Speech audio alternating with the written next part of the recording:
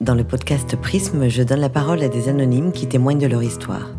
Des récits bouleversants, drôles, émouvants, extraordinaires.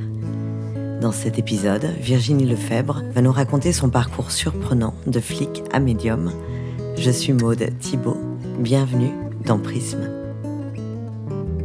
Je m'appelle Virginie Lefebvre, j'ai 40 ans, je suis médium. J'ai été policière avant d'être médium. Ma médiumnité a commencé lorsque j'étais toute petite. Déjà à l'âge de 5 ans, j'ai commencé à voir des défunts. Alors évidemment, à cet âge-là, on parlait pas forcément de médiumnité, mais j'ai commencé à voir des entités. Je me rappelle de cette image comme une crise en fait de somnambulisme. Je me suis trouvée réveillée, debout au bout de mon lit, à voir plein de personnes de lumière. L'image que j'ai, tu sais, les lucioles, on voit tous les lucioles.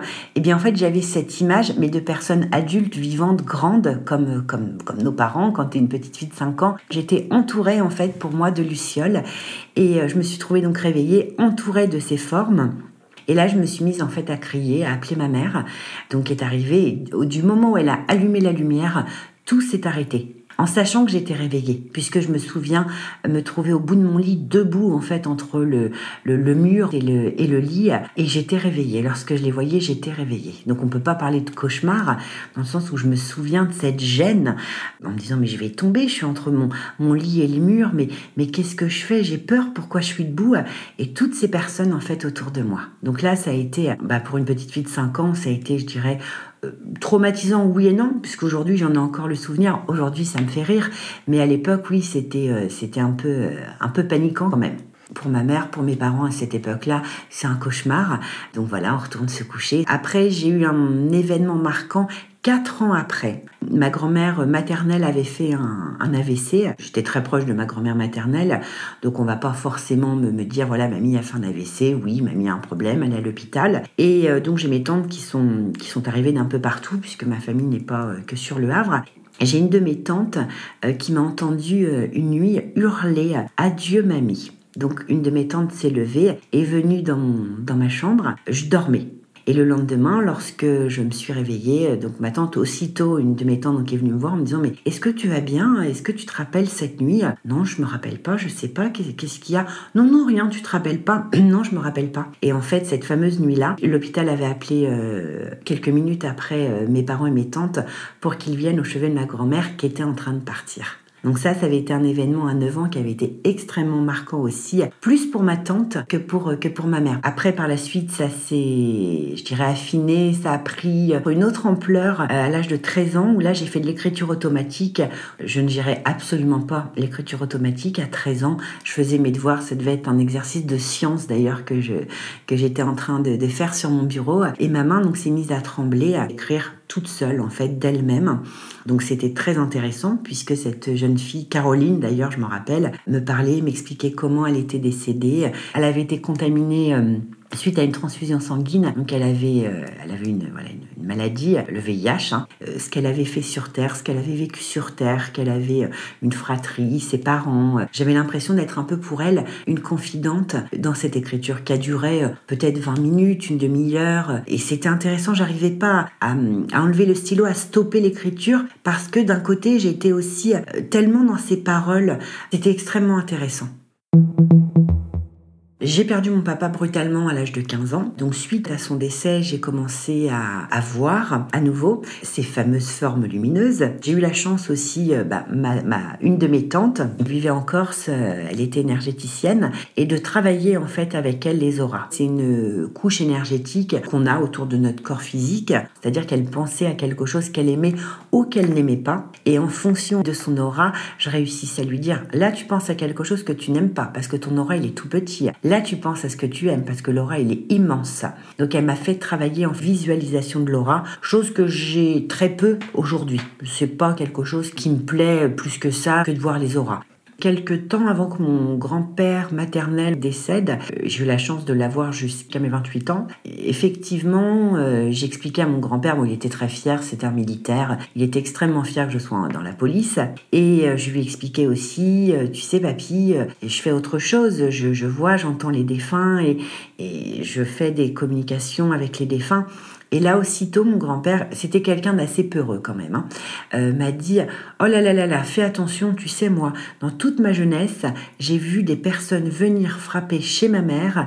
Ma mère faisait des choses dans les mains, avec les cartes, mais il faut faire attention. » Et j'en ai pas su plus, il est décédé quelques mois après, mais effectivement, je pense qu'il y a quelque chose. Après, dire que c'est un don, une faculté qui se transmet, je sais pas, pour moi ça vient plus quand même de nos vies antérieures, de ce qu'on a vécu dans des vies passées. Et les vies antérieures, je travaille beaucoup plus maintenant sur les vies antérieures parce que j'ai remarqué que les impacts, certains impacts que l'on a dans notre vie actuelle proviennent de nos expériences passées. J'ai remarqué par rapport à des peurs, même par rapport à des peurs personnelles, moi j'ai une peur des bêtes, tout ce qui est mouches, guêpes, etc. Mais quand je te dis une peur, c'est je vais avoir une guêpe dans la pièce, mais je vais faire des bonds dans la pièce, c'est pas possible. T'as des gens qui vont dire, oh bon bah, faut la laisser partir, on ouvre la fenêtre. Ou... Ah non, moi je ne peux pas, je suis tétanisée par ces petites bêtes. Mais c'est lourd, je veux dire, au quotidien, c'est lourd. Je suis en maison, je suis à la campagne, des bêtes, il y en a. J'ai donc un jour fait une guidance, un contact avec mon guide, pour essayer de connaître qu'est-ce qui a pu provoquer mes peurs. Et là, les images que mon guide m'a montrées, c'était très intéressant. Donc c'était moi, dans une vie passée, j'avais chuté d'une falaise. Je n'étais pas décédée en fait de ma chute puisque j'étais sur de la pierre. Je me faisais tout simplement dévorer par des oiseaux, par tout un tas de bêtes. Donc je me suis après par la suite dirigée un peu plus sur les vies antérieures, même de mes consultants. Ça permet de découvrir pas mal de choses. Un coup que tu as reçu dans une vie antérieure, dans cette vie-là, donc du coup ton corps physique en fait va marquer justement quelque chose suite à un impact que tu as reçu, ton corps est marqué et effectivement ton âme a cette information, donc du coup voilà, tu vas renaître avec cette tâche à tel endroit. Ce qui m'a fait penser, ce qui m'a fait revenir un petit peu sur ce que j'ai pu dire, sur ce que j'ai pu écrire, c'est aussi suite à des consultants qui se sont présentés en m'expliquant mais écoutez, voilà, j'ai appris que vous travailliez un peu sur les vies antérieures, donc ça m'a permis de faire pas mal de régressions karmiques et d'avoir des choses extraordinaires sur des régressions karmiques. Je vais prendre l'exemple d'une consultante qui vient en rendez-vous, qui me dit, écoutez, voilà, je voudrais juste que vous travailliez sur mes vies antérieures, je ne vous dis rien, on en discutera après. Pas de problème. On rentre en contact en fait avec son guide. Son guide me montre qu'elle a été homme dans une vie passée, qu'elle était artiste peintre dans une vie passée, cette femme. Elle, malheureusement, elle est tombée dans l'autodestruction, dans tout ce qui était alcool. Elle s'était fait voler ses œuvres par un autre homme. Et donc, je passe les détails de sa vie passée. Et cette femme donc se met à pleurer et me dit, écoutez, faut que je vous explique, je suis artiste peintre dans cette vie-là. J'ai un problème d'alcool, ce qu'on va appeler l'alcool mondain. C'est quelque chose qui me bouffe la vie au quotidien. J'ai eu un gros problème avec un responsable d'une galerie qui voulait me voler, tout simplement. Donc il fallait qu'elle revive quelque chose avec lui dans cette vie-là. Il fallait qu'elle ferme quelque chose, qu'elle stoppe un lien karmique. Elle devait revivre encore un conflit, mais dans le sens inverse. C'est-à-dire que dans cette fameuse vie, elle a pu fuir. Dans cette vie passée, elle s'était donné la mort à cause de lui. Donc avec plein d'expériences comme j'ai pu avoir, oui, nos vies antérieures ont un lien avec notre vie actuelle. On revient, je dirais, sur Terre pour modifier des choses. On a tous des choses à comprendre. Moi, j'avais un travail à faire avec la justice. J'ai été policière pendant 13 ans. Et après, par la suite, je peux effectivement travailler ma médiumnité, je l'espère, jusqu'à la fin de ma vie. Parce que voilà, j'avais quelque chose à régler avec la justice. Donc oui, les vies antérieures, c'est extrêmement important, même parfois par rapport à des douleurs en fait, par rapport à des douleurs physiques. Dans une vie passée, moi j'ai eu le cas de personnes qui ont été handicapées dans des vies passées. Dans cette vie-là, ils ne le sont plus, mais en contrepartie, ils vont avoir de gros problèmes au niveau de leur dos, des gros problèmes d'hernie, des problèmes d'arthrodèse, enfin tout un tas de choses. Ils vont pas comprendre pourquoi. Ce ne sont pas des gens qui ont travaillé, qui se sont fait mal au dos forcément ou autre, mais qui vont avoir cette maladie qui va arriver. Pourquoi ? Parce que c'est encore la suite de ce qu'ils ont vécu. Le corps a imprégné encore certaines choses. Donc oui, les vies antérieures, j'ai cheminé, j'ai évolué depuis mon premier livre. Et les vies antérieures, j'en suis certaine, il y a des choses extrêmement importantes à comprendre. J'avais un petit garçon de quelques mois, donc il fallait absolument que je trouve du travail. Pour qui, pourquoi? Bon, j'ai été guidée, tout simplement. J'ai réussi à trouver ce travail avec une facilité, une rapidité en quelques jours. Je suis prise. Enfin, ça a été hallucinant, mais hallucinant, c'était un tournant de ma vie. Il fallait que j'aille dans ce chemin, en fait, de justice. Donc, je veux pas dire que ça a été par passion. J'ai appris à aimer après par la suite, des collègues très sympas, une équipe très très sympa, de belles rencontres, autant dans les contrevenants qu'en termes de collègues. Enfin voilà, ça a été de très bonnes années où j'ai été très épanouie aussi dans ma vie en tant que policière municipale. Lorsque j'arrivais au travail, je partais du principe que je ne voulais pas tricher, c'est-à-dire que mon don médiumnique ne devait pas m'aider à quoi que ce soit. Et très souvent, avant ma prise de service, lorsque je me changeais, je me disais toujours, là, je suis une autre. Là, je joue un rôle. J'ai eu la chance de retomber, en fait, on va dire, dedans, lors de... Une de mes voisines, qui savait que je faisais un petit peu les cartes pour moi, pour des copines, elle m'avait dit, écoute, j'ai une soirée avec plein d'amis, j'aimerais beaucoup que tu sois là. Elle devait être 6-8. Elles ont fait une soirée et donc elles m'ont conviée, donc c'est parti en soirée voyance. Et à partir de là, de fil en aiguille, elles en ont parlé à un tel, qu'en ont parlé à un tel.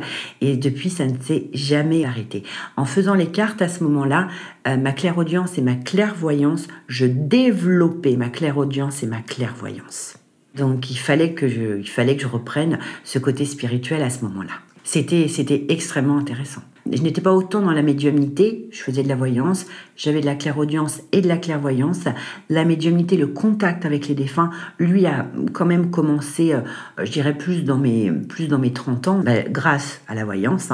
Une dame qui vient pour une consultation et qui me dit, voilà, moi je veux communiquer avec mon mari décédé. Je lui dis, écoutez madame, je ne fais pas, c'est vraiment de la médiumnité, je ne fais pas. Elle me pose une photo de son époux et là effectivement se manifeste son époux. Et après, de fil en aiguille, de magnifiques rencontres, j'ai rencontré une dame qui est une amie, nous sommes devenus amis après par la suite, qui est décédée depuis, qui gérait une association d'aide au deuil, qui faisait venir des médiums en fait une fois par mois. Grâce à elle, voilà, j'ai pu travailler ma médiumnité par le biais de la clairaudience et de la clairvoyance. En médiumnité, moi je vais hausser mon taux vibratoire, les défunts vont descendre la vibration de leur âme et c'est ce qui va nous permettre de pouvoir nous connecter. Les défunts donc utilisent mes 5 canaux, je vais entendre, pas aussi clairement que je t'entends toi, c'est sur un laps de temps qui est beaucoup plus court et je vais voir vraiment par flash, c'est pas en continu. Les défunts vont montrer quelques petits détails physiques ou de leur vie, comme le déroulé d'un film, tu vois, que je vais avoir devant les yeux, ou alors ils vont m'emmener dans un lieu, un peu comme une vue aérienne où je vais survoler, si je puis dire, le lieu. C'est de cette manière que ça se passe. C'est pas aussi clair que l'échange que je peux avoir avec toi.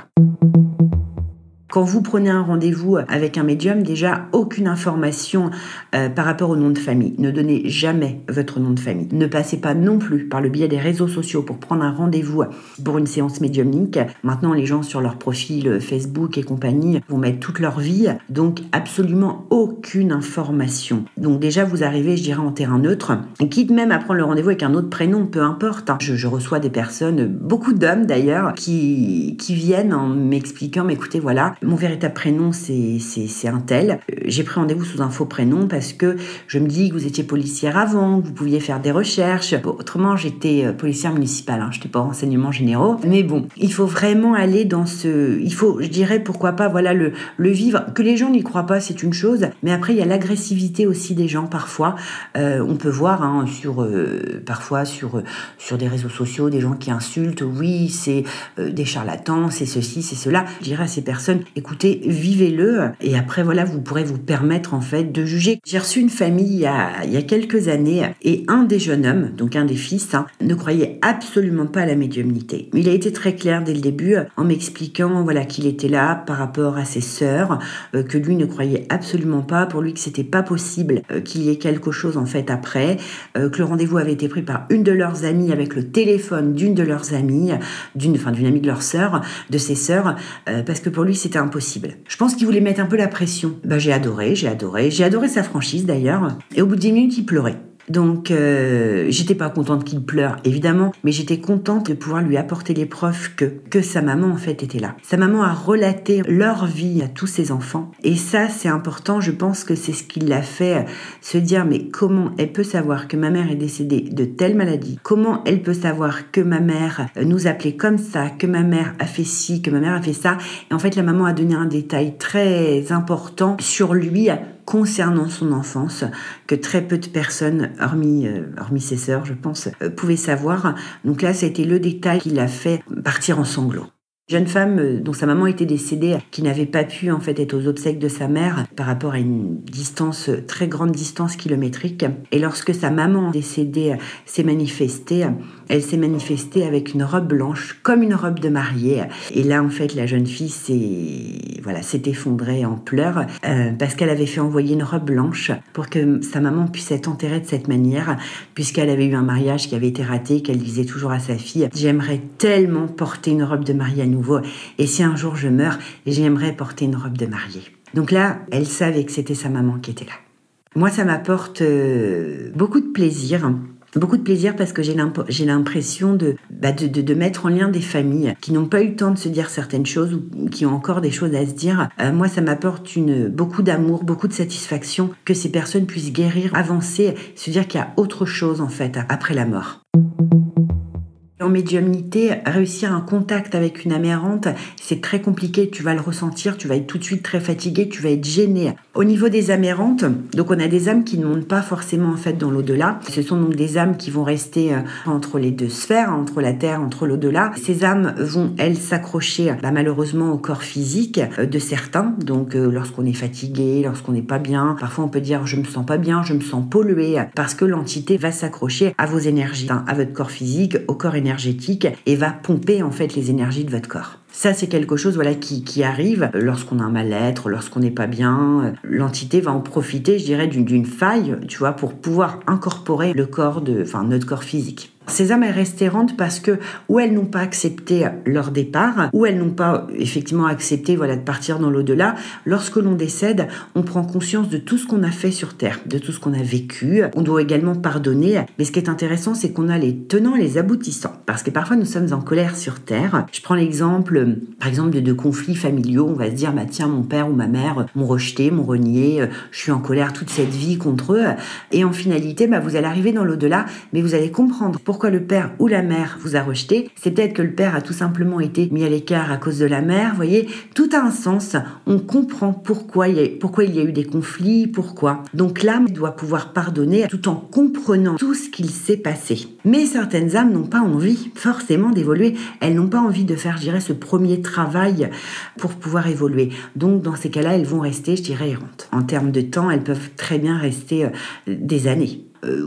Il y a parfois des thérapeutes qu'on appelle des passeurs d'âme, des guérisseurs, ou alors le mieux après, est de travailler en méditation, tu vois, tout simplement de demander de se mettre en phase avec soi-même, en phase de méditation, et de demander à ce que tout ce qui puisse être énergie autre, énergie négative, quitte le corps physique.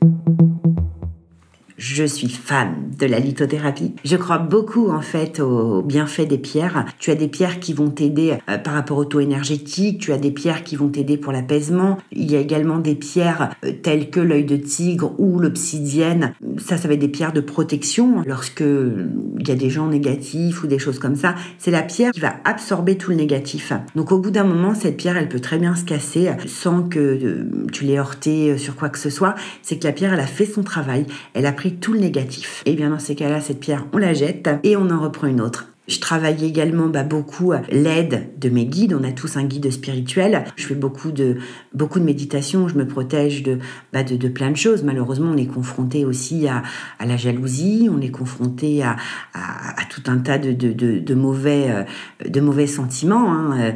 Le guide va être aussi, je dirais, l'intuition. On est tous intuitifs. Beaucoup vont se dire, tiens, j'ai tourné à droite, j'ai bien fait, parce que à gauche, il y avait un accident, j'aurais pu avoir un accident. Et vous allez vous dire, mais qu'est-ce que je suis intuitive, en fait, c'est super.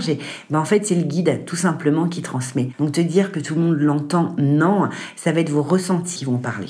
Pour moi, le contact avec un défunt, c'est effectivement un lien d'amour. Je respecte les défunts autant que je respecte les vivants. Et j'ai les pieds sur terre, je rassure. Ça me fait vibrer, cette activité de médium, le fait de transmettre, d'être le lien entre des familles. Tu vas quand même dans l'intimité d'histoires de famille. Enfin, pour moi, c'est quelque chose qui est extrêmement important. Oui, et ça me rend pleinement heureuse. On répand de l'amour, ou non, puisque parfois, il y a aussi des histoires. Tout n'est pas rose, tous les contacts ne sont pas non plus forcément rose. Tu as parfois des personnes qui vont se faire engueuler parce qu'ils dépensent trop à aller mettre des fleurs sur les tombes, alors que tu as des défunts souvent des mamans qui vont aller dire « Oh mais stop, tu dépenses trop là, ça suffit, je préférais que tu mettes l'argent dans autre chose. » Mais en tout cas, cet échange, cet amour pour moi il est important, de répandre l'amour de cette façon, il est important. On se réincarne sur Terre, pourquoi ? Pour pouvoir s'améliorer. Donc on devrait être en mesure de faire attention à tout, à nos mots, à nos paroles, à nos manières de nous exprimer, de vivre. On vit sur Terre pour pouvoir justement s'améliorer. Donc oui, si on est dans du négatif, oui, on paiera plus tard, puisqu'on devra travailler dessus. Quelqu'un qui a eu une vie, qui est extrêmement impatient, qui est stressé, qui est ceci, qui est cela, devra se réincarner pour travailler justement la patience. Enfin, on nous met, je dis pas qu'on nous met à rude épreuve, mais on doit travailler, on doit tous travailler quelque chose. Donc à nous d'être le plus positif possible. Je dis pas non plus de tendre la joue à chaque fois, mais je veux dire de faire un effort quand même, d'être dans des sentiments positifs, dans des sentiments de compassion, dans des sentiments d'amour. Ça, c'est important d'être sur Terre. Je dis pas à tous qu'on doit être des saints ou des saintes, mais en tout cas, nous, d'y mettre du nôtre et d'apporter le plus de positif possible. Pour éviter de devoir se réincarner éternellement, puisqu'à un moment donné, on n'est plus obligé de se réincarner. Et dans ces cas-là, on va être guide spirituel. À un moment donné, on aura vécu en fait toutes nos vies. On n'aura plus besoin de travailler sur quoi que ce soit. Certains le disent. On a tous autour de nous quelqu'un qui nous a dit « Oh là là, j'ai perdu ou ma grand-mère ou telle personne. » Mais c'était une sainte, cette femme, d'une gentillesse. On a tous entendu ça. Quelque part, ils ont peut-être raison, parce que cette fameuse personne, cette fameuse âme, elle ne devra peut-être pas se réincarner sur Terre parce qu'elle a été tout simplement positive. J'ai eu ce besoin d'aller voir un magnétiseur extrêmement réputé dans ma région pour lui poser la question, de lui demander si véritablement j'étais médium ou pas. Et donc j'ai mon fils qui avait eu un petit souci de verrue, donc je l'avais emmené et j'en ai profité pour pouvoir demander si oui ou non ce magnétiseur me savait médium ou pas. Il a pris ma main et il m'a dit effectivement vous serez médium, vous irez loin, vous apporterez beaucoup en fait aux autres. Et depuis voilà, ce magnétiseur fait partie de mes meilleurs amis. La veille de mes séances médiumniques, c'est extrêmement fatigant. Le jour d'une séance médiumnique publique, c'est extrêmement fatigant. Quand tu vas en salle, il y a 100, 150 personnes. Tu te dis au niveau des entités, il y en a autant, même plus. Mais je dirais qu'après, ça se gère. Tu as plusieurs défunts qui sont là. Je veux dire, tu communiques en tant que médium. Ok, tu leur demandes... Voilà, de stopper. Attendez, je termine le contact avec telle personne. Je vais venir à vous après. Enfin, voilà. T'es un peu obligé de mettre de l'ordre quand même lors d'une séance médiumnique publique dans ta connexion, en fait, avec les défunts. Très souvent, les premiers que je vais faire dans mes séances médiumniques, c'est des défunts qui vont s'annoncer avec leur prénom, avec vraiment une anecdote particulière. Là, une de mes dernières séances médiumniques, j'ai 2 petites dames décédées qui se sont présentées en donnant leur prénom. Alors, je sais plus, je vais te dire Jeanne et Thérèse. Nous sommes Jeanne et Thérèse ensemble, de la même famille, les 2 grands-mères. Et donc, je donne et j'ai une dame qui lève la main. C'est ma grand-mère maternelle, c'est ma grand-mère paternelle. Tu vois, elles se sont manifestées de cette manière ensemble parce qu'elles voulaient absolument en fait transmettre quelque chose à leur petite fille qui était venue en séance. Donc les défunts vont donner quand même des petits détails pour que tu puisses faire vite, entre guillemets, les entendre, vite transmettre l'information. Les défunts, c'est ce qu'ils veulent en fait aussi. Souvent, les défunts reviennent sur ce qu'ils ont vécu sur Terre pour que les familles puissent les reconnaître. Ça déjà, ça apaise la famille de savoir certaines circonstances de décès. Après, ils vont beaucoup parler de ce qui s'est passé depuis leur décès. Des naissances, des décès. Nous avons accueilli un tel, où il y a eu la naissance de tel enfant, ou pour dire, voilà, on continue de voir encore ce qui se passe. La voyance n'est pas ce que j'aime par-dessus tout, mais je prends plaisir, lorsque j'en ai, à faire de la voyance maintenant, parce que j'en fais moins. Je fais pratiquement que de la médiumnité, que des séances médiumniques, mais le fait d'avoir moins de voyance, eh bien maintenant j'apprécie. Parfois, je vais faire les cartes, mais je vais aussi beaucoup travailler en voyance médiumnique. J'ai la chance de pouvoir me connecter à des guides qui vont me donner pas mal d'informations sur l'avenir par les flashs. Et ça permet d'apporter une précision beaucoup plus qu'un tarot ou qu'un oracle, où tu vas faire un tirage en disant, moi là, je vois la signature. Ouais, signature de quoi? On signe tous quelque chose tous les jours dans notre vie. En clairaudience ou en clairvoyance, il va y avoir un petit détail qui va faire que.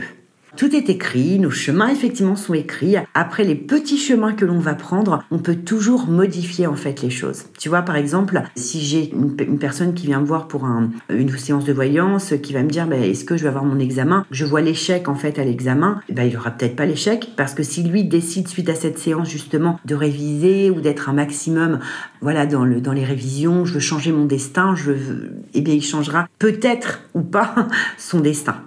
On peut parfois modifier des choses, mais les grandes lignes, effectivement, sont écrites. C'est la mort, c'est les rencontres aussi, les rencontres affectives importantes, notre travail, quel chemin professionnel on va prendre. Oui, ça, ce sont effectivement les grandes lignes. On a des choses, des personnes à retrouver, en fait, sur Terre. On a des choses à vivre. Tout le monde n'est pas épanoui dans son travail, ça j'en ai pleinement conscience. Après, je dirais, il va falloir aussi mettre en place des choses positives. Ces personnes qui sont effectivement dans un boulot pourri, qui en ont marre, qui vibrent plus du tout dans leur environnement professionnel, à eux d'essayer de trouver qu'est-ce qui va les épanouir. Est-ce que ça va être sur un plan amical, avec leurs amis? Est-ce que ça va être dans un environnement sportif, par rapport justement à des loisirs? À eux de pouvoir pétiller en s'épanouissant avec autre chose. Ça, c'est important. De prendre conscience, en fait, des choses pour pouvoir justement s'épanouir. Ça, c'est important, extrêmement important. En médiumnité, le contact va être dans ma langue. Je vais comprendre la totalité du message du défunt, même s'il ne parlait pas français. Et parfois, c'est drôle parce que ça m'est arrivé avec des défunts étrangers qu'ils donnent de petites informations dans leur langue. Je parle anglais, espagnol scolaire, pas plus. Et parfois, certaines langues, effectivement, que je ne pouvais pas connaître, ils vont donner quelques petits mots, tu vois, pour dire « Ok, je suis là », ou « Ça a été le mot amour », maman, vraiment dans des langues, un dialecte en plus africain. Je me rappelle de cette femme africaine décédée qui avait donné un petit mot juste pour que sa famille, en fait, tu vois, puisse comprendre. Parfois, les vivants, viennent avec des photos. Moi, ça va me permettre, si tu veux, de canaliser. Parce que si tu te connectes à un consultant, tu peux très bien avoir le grand-père, l'arrière-grand-père, et les personnes viennent pour telle ou telle personne. Donc moi, ça va me permettre d'envoyer des pensées d'amour à tel défunt, par exemple à leur père ou à leur mère, et de pas avoir forcément le grand-père ou l'arrière-grand-père, en fait, qui se présente. Je dirais que je vais à l'essentiel. Mais parfois, j'ai des consultants qui viennent sans photo et qui me disent, écoutez, qui veut vient. Dans ces cas-là, on va avoir plusieurs défunts de la famille ou pas qui va se manifester. Mais avec une photo, j'aime bien parce qu'on va, je dirais, directement dans l'amour. C'est pas vraiment un appel parce que si le défunt il veut venir, il vient. Si je peux pas l'avoir, le défunt, je ne l'ai pas. Ça m'est déjà arrivé. J'ai reçu une famille qui avait fait des kilomètres et des kilomètres pour venir discuter avec leur fille décédée et malheureusement, elle n'était pas présente en médiumnité. Peut-être parce que je ne lui convenais pas. Tu sais, c'est comme, ici sur Terre, on a le feeling ou on l'a pas avec les personnes. Et en médiumnité, avec les défunts, c'est pareil. Ils ont le feeling ou ils ne l'ont pas en fait avec le médium. Et je pense que cette jeune fille préférait plus passer par un canal masculin qu'un canal féminin. Donc, je n'ai pas pu communiquer avec elle. J'étais évidemment triste, j'étais dans le regret. Mais voilà, je suis pas une menteuse et j'ai dit à la famille, je suis désolée, je lui corresponds pas.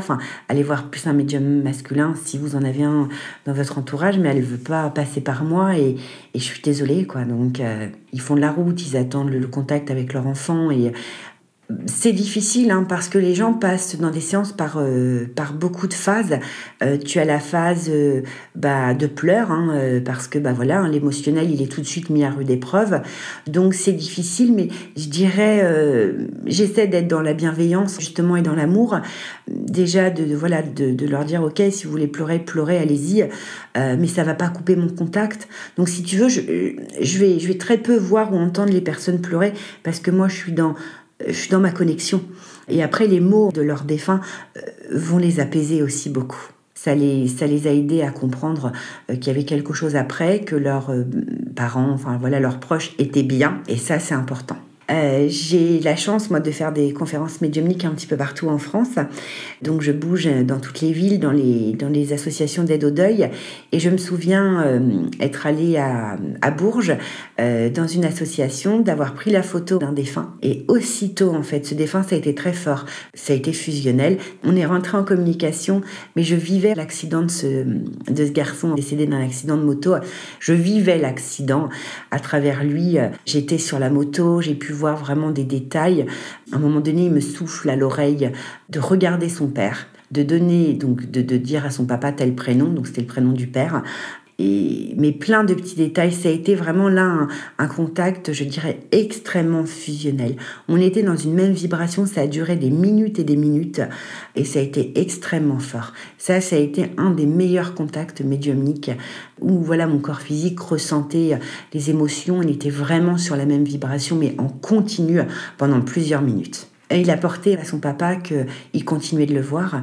Il avait parlé de petits détails, de travaux, de choses que son père avait fait pour permettre à son papa d'avoir une autre idée des choses, en fait une autre vision des choses, que quand le papa était dans son garage en pleurs en train de travailler, que son fils était là et qu'il le voyait. Papa, arrête de pleurer, arrête de trouver l'excuse que tu vas réparer telle porte, tu veux juste t'isoler de maman pour pouvoir pleurer. Parce que je te vois, papa, parce que je te vois. Mais les défunts sont parfois très très drôles. Les gens pensent que des séances médiumniques, c'est extrêmement triste, mais pas systématiquement. Il y a des défunts qui vont rester, je dirais, un peu égales à eux-mêmes. Un défunt va garder quand même ses traits de personnalité, et ça c'est important lorsqu'on transmet aux familles. Les défunts vont garder leurs traits de personnalité, et des défunts qui ont été extrêmement drôles sur Terre, mais moi ils vont me faire rire pendant 1 heure de séance, mais je vais rire, les familles aussi vont rire de les retrouver de cette manière. Moi, je souhaiterais évoluer tout en continuant d'entendre et de voir aussi clairement que je peux le vivre. Je vais pas demander de choses, de grandes choses, ou je dirais de maintenir en fait la vie que j'ai, d'apporter autant de satisfaction en fait à mes consultants. Voilà, ça peut être cette évolution, rester comme je suis en fait, vivre ce que je vis encore et encore pendant de nombreuses années. Alors, mon but, effectivement, est d'apporter des preuves de la survivance de l'âme, fait partie d'apaiser, en fait, d'apaiser et d'apporter des preuves de la survivance. Il faut en apporter, et c'est ce que j'expliquais tout à l'heure en médiumnité, lors d'une séance médiumnique, il faut en apporter, il faut que les familles puissent avoir le détail qui fait que. Un médium qui va te dire « ouais, il est bien, il me dit qu'il est bien », ouais, ok, tout le monde peut le dire qu'il est bien. Il faut apporter le petit détail qui va faire que. Là, on peut parler de véritable, en fait, médiumnité. Parce que ça peut permettre aussi d'apaiser certaines peurs, parce que tu sais, les personnes qui vont être parfois très cartésiennes, qui vont être même dans l'agressivité, au fond sont des personnes qui ont extrêmement peur de la mort et qui ne veulent pas se la mettre en fait, tout simplement. C'est souvent ça d'ailleurs. Les gens comme ça qui vont être dans la méchanceté, c'est des conneries, c'est ceci, c'est cela. C'est des gens qui sont omnubilés, qui ont vraiment des grosses frayeurs par rapport à la mort. Donc oui, pouvoir savoir comment c'est de l'autre côté, ça nous aide. Je n'ai pas peur de la mort. C'est un passage en fait dans une autre sphère. En fait, on quitte l'enveloppe terrestre. L'âme, elle continue d'évoluer, et l'âme réintègre, je dirais, d'autres sphères. Ça, c'est la mort. Ça, c'est le passage de la vie à une autre vie. Et je dirais aux personnes qui vont entendre, de ne plus avoir peur en fait de la mort, et d'être beaucoup plus à l'écoute de leur intuition. Ça, c'est quelque chose d'important. Merci beaucoup. Merci à toi. Je remercie Virginie pour son témoignage et vous recommande la lecture de ses ouvrages De flic à médium et Les secrets de l'âme aux éditions Michel Lafon. Virginie consulte au Havre pour des séances individuelles d'1 heure à 60 € et se déplace également pour des conférences et séances médiumniques de groupe à 10 € l'après-midi. Pour la contacter, c'est très simple, vous pouvez soit lui envoyer un message via son Facebook Virginie Lefebvre Médium, ou appeler son mari au 06 68 94 07 07. 06 68 94 07 07. Je vous préviens, les délais sont très très longs. Vous venez d'écouter Prisme. Si vous avez aimé cet épisode, alors dites-le moi avec des étoiles et des commentaires sur iTunes. Vous pouvez aussi me suivre et m'écrire sur le compte Facebook ou Instagram, Prisme le podcast, et m'envoyer vos remarques, idées, témoignages sur le mail prismelepodcast@gmail.com. Merci pour votre écoute et à très vite.